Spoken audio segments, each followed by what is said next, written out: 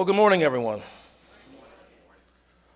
First, I want to begin by providing my deepest condolences and thoughts and prayers for the young woman who was fatally struck on Broad Street yesterday. It's my hope that those in attendance today and also those here in the city keep her and her family in our thoughts. Today, I'm pleased to be joined by Chief Smith, as well as advocates for traffic safety and advocates for common sense gun regulations to announce two important public safety proposals designed to further protect our community.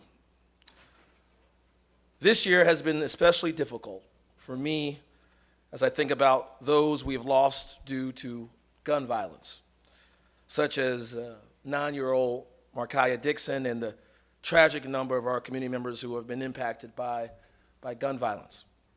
To put this in perspective, in 2019 alone, there have been 44 homicides. 34 of those were committed using a firearm. Similarly, this year there have been 216 aggravated assaults committed by using a firearm. 230 individuals have been shot in Richmond since January 1. And as many of you all saw earlier in the year, our city was profiled by the Washington Post in July for having more than 100 guns stolen from cars in the first half of 2019 alone.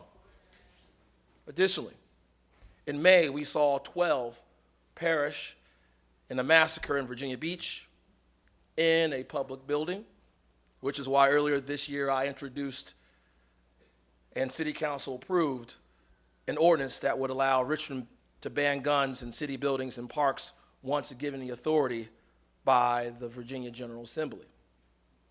But as you are aware, the General Assembly failed to implement common sense gun violence reform measures this summer during a special session called by Governor Northam.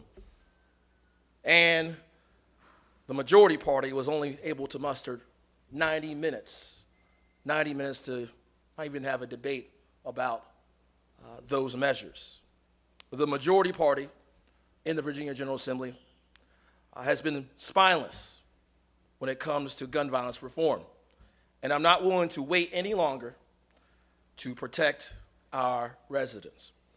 That is why on Monday, October 14th, I will introduce an ordinance at City Council that would require lost or stolen firearms to be reported to the Richmond Police Department within 24 hours. I believe this measure is crucial to reducing gun violence-related incidents in the city, and I would be remiss if I did not thank City Attorney Alan Jackson and his team, as well as the legal team at Everytown, for finding a way to work within our existing local authority via the police powers provision of the Code of Virginia. As Chief Smith will explain, lost or stolen firearms often end up on the illegal gun market, where they can be then used in criminal offenses.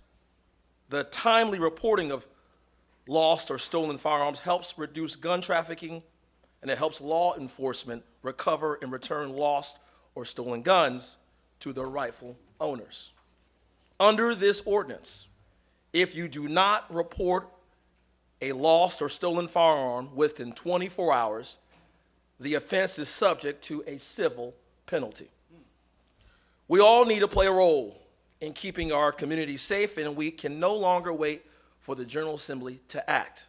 This piece of legislation is another tool in the toolbox of our police department that will help reduce crime and improve public safety. Now I will ask Chief Smith to talk a little bit about the ordinance and why it's so important to the Richmond Police Department and the safety of our residents. Chief Smith. Again, good morning. Gun violence remains our number one concern in the police department, and while this ordinance isn't the complete panacea, it is another tool for us to address the illegal trade of firearms within the city. We know that we have had 354 guns stolen so far this year, and those are the known. but we continue to seize firearms that have never been reported stolen, that are involved in illegal activity, that are involved in criminal possession. And it's those guns that we really need to address. This will allow us to, one, it allows us to focus on those guns which have been recently stolen and putting together strategies to recover those firearms. And it will also provide a measure to reduce the straw purchases. And I can say that recently we've had a number of cases in which the time to crime has been relatively short, in many cases 20 days or less. So that's where we feel that this ordinance can have a significant impact towards improving public safety within the city. Thank you, Chief. Another important public safety issue we need to address in the city is distracted driving. In late 2017, I pledged my commitment to Vision Zero. And as some of you may know, Vision Zero is where we aim to eliminate all traffic-related fatalities. In doing so, we have been working to make certain improvements around the city. And you know we do that through the 3 E's, through education, enforcement, and engineering. We have installed 257 high visibility crosswalks at signalized intersections and retiming of over 400 traffic signals to increase time to folks across the street. Additionally, to protect our children, we also strictly are enforcing the law against driving around a stopped school bus by installing cameras on 50 RPS buses. Believe it or not, so far this year, RPD has issued citations for 3,586 incidences, resulting in $896,000 in fees. But ladies and gentlemen, we need to do more. One of our Vision Zero goals, which can be found in the Vision Zero Action Plan, is to promote and implement driving and anti-distraction policies. Last year, 73 motor vehicle crashes investigated by Richmond Police Department involved the use of a cell phone.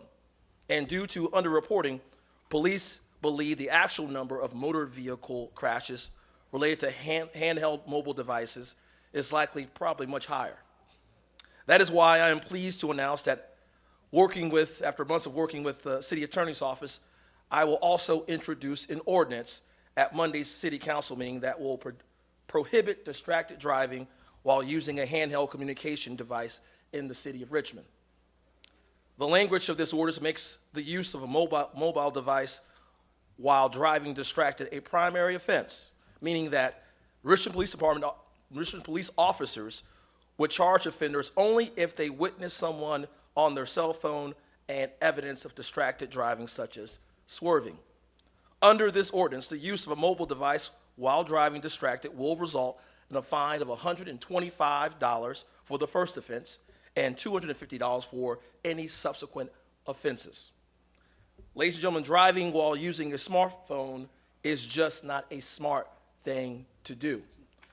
At the end of the day, everyone in our city is a pedestrian, and it's our job to keep our pedestrians safe by penalizing careless, distracted driving. And now I'm going to call on Chief Smith once again to expand on the impact of this ordinance, and we'll have on public safety and the ongoing efforts around Vision Zero. Chief Smith. Thank you, Mr. Mayor. It does not take a police officer to recognize the importance of driving and paying attention to what's going on around you. Being on a smartphone distracts you from the attention that you need to pay attention to those around, and you're driving a multi-thousand-pound vehicle. From the tragic incident of yesterday, anytime that a person comes in contact with a moving vehicle is a recipe for disaster. And everything that we can do to encourage people to pay attention, particularly as the city grows. We are becoming an increasingly urban city with a lot more bike usage, a lot more pedestrian usage. And this ordinance will improve our ability to keep all of our citizens safe. Thank you. I would be remiss if I did not thank Delegate Jeff Bourne, who carried the legislation on the lost and stolen firearms.